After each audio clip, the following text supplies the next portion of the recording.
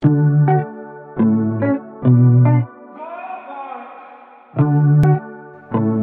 balik lagi dengan aku Harry. Jadi guys, hari ini aku bakal menceritakan satu legenda yang cukup unik, cukup menarik, dan mungkin kalian sudah pernah dengar nih. Kenapa sih aku masih membahas mengenai legenda Jepang? Menurut aku legenda Jepang itu masih cukup banyak dan cukup menarik untuk dibahas ya. Jadi hari ini aku bakal membahas legenda mengenai Kappa. Jadi Kappa itu biasa dipanggil dengan nama Gataro atau Kawako. Mereka adalah makhluk air. Mereka juga disebut sebagai anak sungai karena keberadaan mereka yang sering muncul di sungai dan bentuk tubuh mereka yang seperti anak kecil, ya kan? Kappa itu yang berarti anak sungai berasal dari kata yang berasal dari kata kawa yang berarti sungai dan wapa yang berarti anak.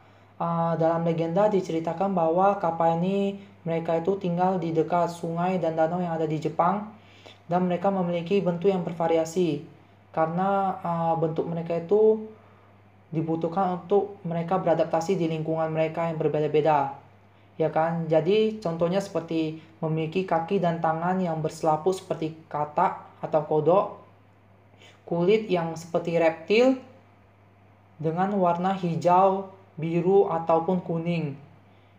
Dan ada yang mengatakan juga bahwa bau mereka itu kadang seperti ikan. Kappa sering digambarkan seperti kura-kura yang memiliki mulut seperti bebek dan di atas kepalanya memiliki piring yang berisi air.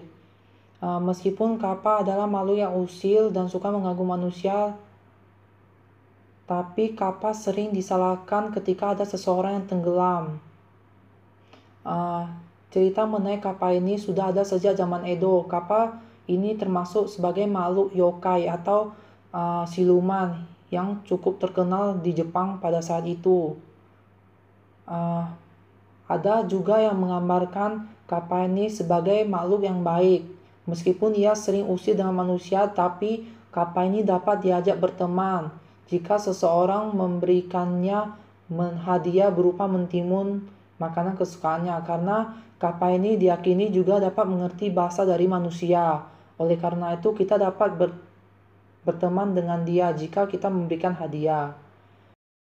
Kappa ini juga memiliki kelemahan, di mana kelemahannya adalah kepalanya yang berbentuk mangkuk. Kappa ini merupakan makhluk air dan dia akan sangat sulit untuk hidup di darat.